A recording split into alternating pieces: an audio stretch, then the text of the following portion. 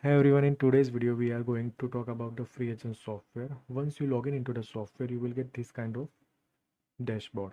Okay. In today's video, we are going to talk about the basic settings of the software. So from this option, you will get settings option. Once you click on settings, you will get these many options of various settings. Okay. So in my company section, you will get company details. I'll explain these in detail. Okay. Then after company logo, to change the logo, then after user, to add and manage the user, then after export all the data, to export the data, then after delete account, reset data, then after country option where you can change or select date, format, mileage, currency, time zone, etc. Then after communication preferences, basic communication details. Then after in email, invoice and estimates, you will get these many options.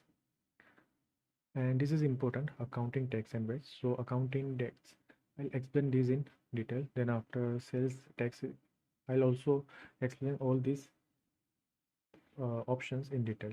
Okay. And the last one is security. So two-step verification and all the things.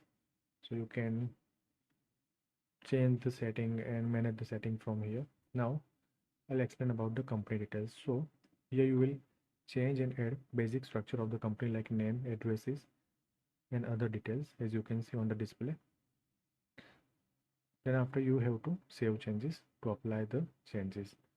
Then after another option is accounting dates.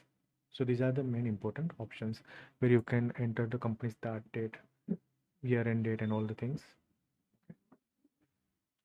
After that, sales tax setting. So here you can add new sales tax, either VAT or GST, whatever applicable.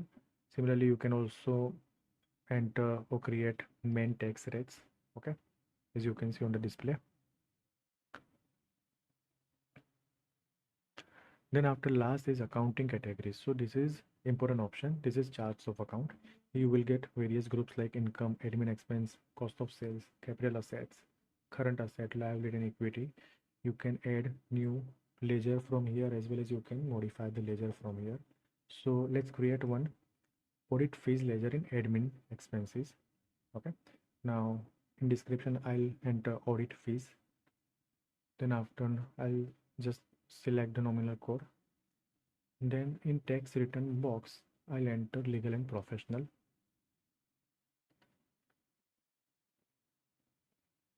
Then after allowable for tax, okay. So we can calculate the VAT on the this head, means audit fees head. Once you save the ledger, you will get audit fees ledger created here, and you will get this sign, means user created ledgers. Okay. Similarly, you can also edit the ledgers from here. I'll just show you. So you can change description, nominal code, tax return box, and the option of allowable for tax. Okay, so in today's session, I have explained about the basic settings of the FreeAgent. In upcoming videos, I'll explain about the how to use this software for bookkeeping purpose in deeply. Okay, so kindly subscribe the channel. Thank you.